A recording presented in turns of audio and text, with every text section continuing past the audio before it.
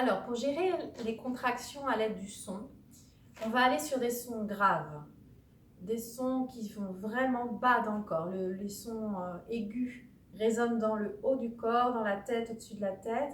Et plus on va descendre dans le grave, et plus on va aller faire résonner et aller dans le bas du corps. Donc on va aller le plus grave qu'on peut, sans se forcer non plus. Hein. Et on va faire soit des A, soit des O, plutôt des voyelles, des sons ouverts. Hein. On va chercher de l'ouverture. Donc ça va ressembler à quelque chose comme ça. Ou alors en cherchant vraiment une espèce de bulle de son, hein, quelque chose qui vibre, qui résonne partout autour de soi.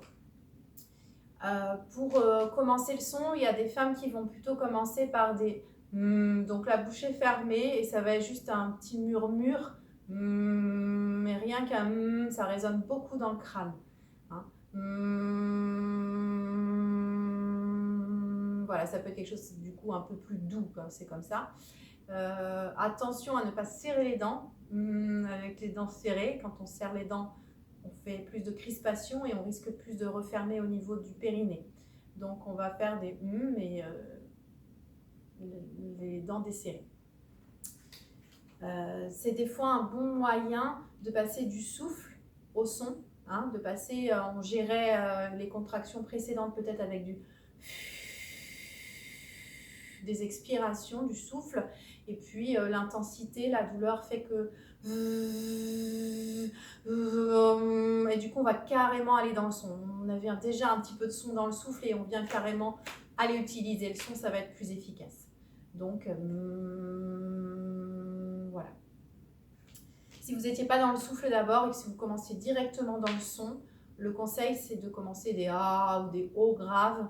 Dès que les contractions elles commencent, il ne faut pas attendre d'avoir des contractions très fortes, d'un travail déjà bien avancé pour se mettre à gérer. Il faut gérer dès que les contractions sont petites, voire même si on n'est pas tout à fait sûr que c'est pour le travail, que c'est pour maintenant, eh bien c'est pas grave, ça vous fait de l'entraînement, hein, et ça vous permet aussi de trouver le son. Donc dès que les contractions elles commencent à être plus là, plus présentes, vous commencez à tester le son. Quand c'est le travail bien lancé, et bien, du coup, il ne faut pas hésiter à aller sur chaque contraction avec le son. Les conseils principaux, c'est son grave. C'est dès que la contraction elle commence, une contraction, ça va crescendo, on la sent arriver et puis elle va monter, avoir un pic et redescendre de façon progressive. C'est dès que la contraction elle commence, qu'on met le son en place. On n'attend pas que la contraction soit forte pour se dire « Ah, il faut que je gère, ça me fait mal ». Donc dès que c'est un petit peu dans la douceur, dans le début, on y va. Donc dès que la contraction commence, un son grave, il y a un moment, il va falloir inspirer, reprendre de l'air. À ce moment-là, le son est obligé de s'arrêter, mais on va penser à reprendre le son le plus rapidement qu'on peut. Donc très très peu d'interruption de son. Hein.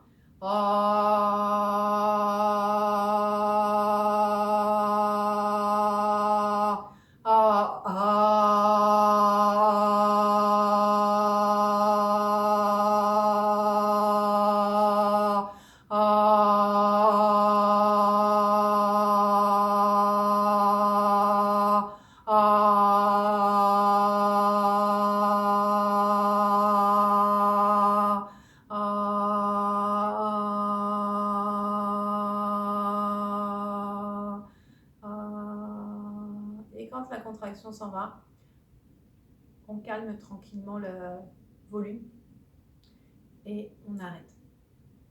Et on se relâche. Et on profite de la pause. L'interruption de son peut être un piège, hein, parce que c'est le moment où on n'est plus dans la gestion de quelque chose, il n'y a plus de bruit et on peut se mettre à ressentir la contraction. Donc il faut vraiment que ce soit court, le moment d'inspiration. Ce qui peut aider, c'est si vous avez un compagnon, c'est que lui il chante en même temps que vous Le son grave est facile pour les hommes, donc ça va vous soutenir votre voix grave. Et en plus, il va pouvoir continuer de chanter au moment où vous inspirez. Donc, le moment où il n'y a plus de son, lui, il va en faire et du coup, ça va vous aider à le reprendre. Donc, en relais un peu. Chanter à deux, si c'est quelque chose que vous sentez qui peut vous aider, n'hésitez pas à vous entraîner un petit peu avant et voir du coup à l'accouchement de chanter ensemble. Parfois, ça fonctionne très bien. Parfois, ça ne fonctionne pas parce que les mamans ont besoin d'être concentrées sur elles-mêmes et la voix de l'autre va les perturber. Vous verrez sur le moment.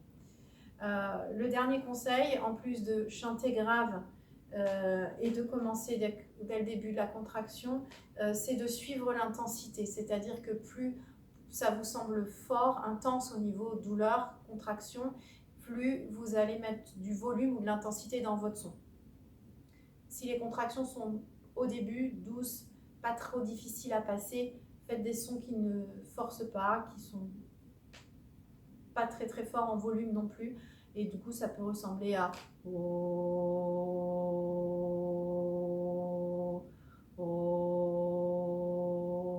voilà. Si on est sur des contractions de travail un peu plus avancées ou une intensité qui commence à être plus difficile à gérer, il va falloir monter. Si ça risque d'être difficile de faire un petit alors qu'on a une contraction qui est très forte. Hein. Donc à ce moment-là, il faut suivre. Vous chantez vos contractions. Elles sont petites, vous faites des petits sons, vous sont fortes, vous faites des forts sons. Et du coup, c'est dans le volume que ça joue. Et donc, si la contraction est plus costaud, eh bien, on va aller sur du oh,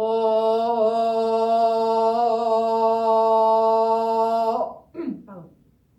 Oh, voilà, quelque chose de plus fort. Voire aller avec la courbe de la contraction. Au début, oh, oh, oh, oh,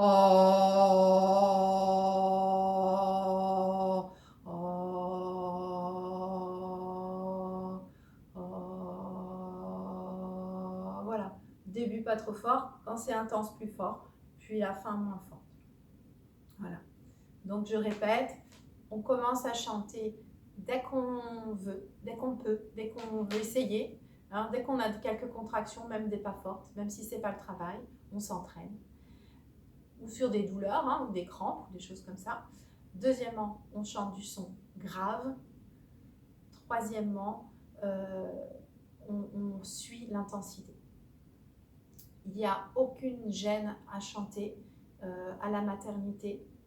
C'est naturel, ça ne choque personne, c'est une bonne gestion, donc ne vous privez pas. Si ça marche, allez-y.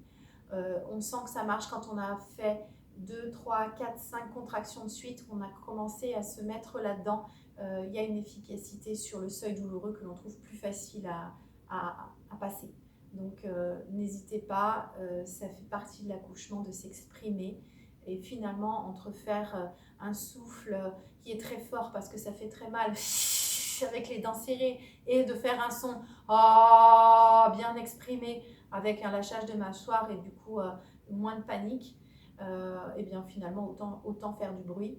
Et puis aussi autant faire ce bruit-là, son grave, comment on va dire, contrôlé, géré, qui est dans le bas du corps, qui vient irradier, qui va aussi sonoriser sur le bébé et détendre les parties basses du corps pour autant faire du grave que de faire des cris aigus de panique où là il y a des tensions, il y a des serrements, il y a des blocages et on est plus en train de subir la douleur. Donc autant utiliser le son qui est en train de sortir sur quelque chose, sur quelque chose de grave. Voilà, j'espère que ça vous aidera. En tout cas, c'est une partie du chant prénatal.